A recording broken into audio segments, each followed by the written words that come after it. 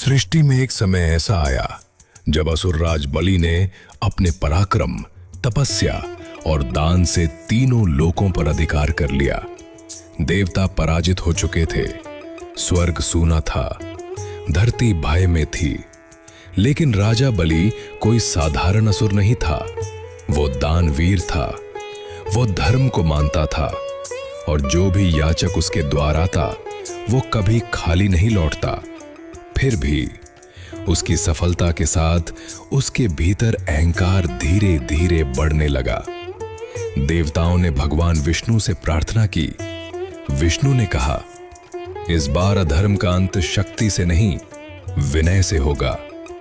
और तभी भगवान विष्णु ने एक छोटे ब्राह्मण बालक का रूप धारण किया। ये थे वामन अवतार। उसी समय राजा बलि एक विशाल यज्ञ कर रहे थे। दान का संकल्प था, जो मांगेगा उसे दिया जाएगा। तभी वो छोटा ब्राह्मण बालक आया और शांत स्वर में बोला, राजन, मुझे बस 3 पग भूमि चाहिए। सभा में हंसी गूंज उठी। राजा बलि मुस्कुराए। बालक, 3 पग?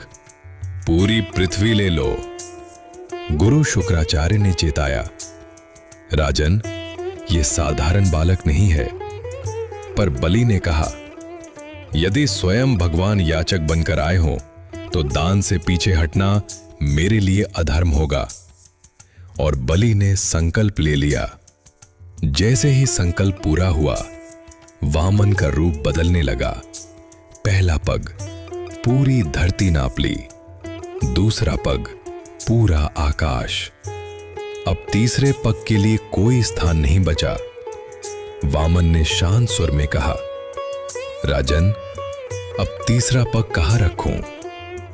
राजा बलि समझ गए। उन्होंने सिर झुका दिया। प्रभु, तीसरा पग मेरे सिर पर रख दीजिए। भगवान मुस्कुराए।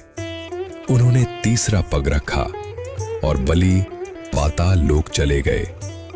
पर यह दंड नहीं था, यह वरदान था। भगवान ने कहा, बलि, तुम्हारी भक्ति और दान अमर रहेंगे। मैं स्वयं तुम्हारे द्वारपाल बनूंगा।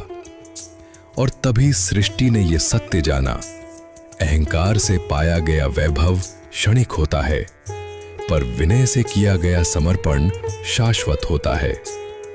वामन अवतार हमें सिखाता है, कभी कभी भगवान सबसे छोटे रूप में आते हैं ताकि सबसे बड़े अहंकार को झुका सकें।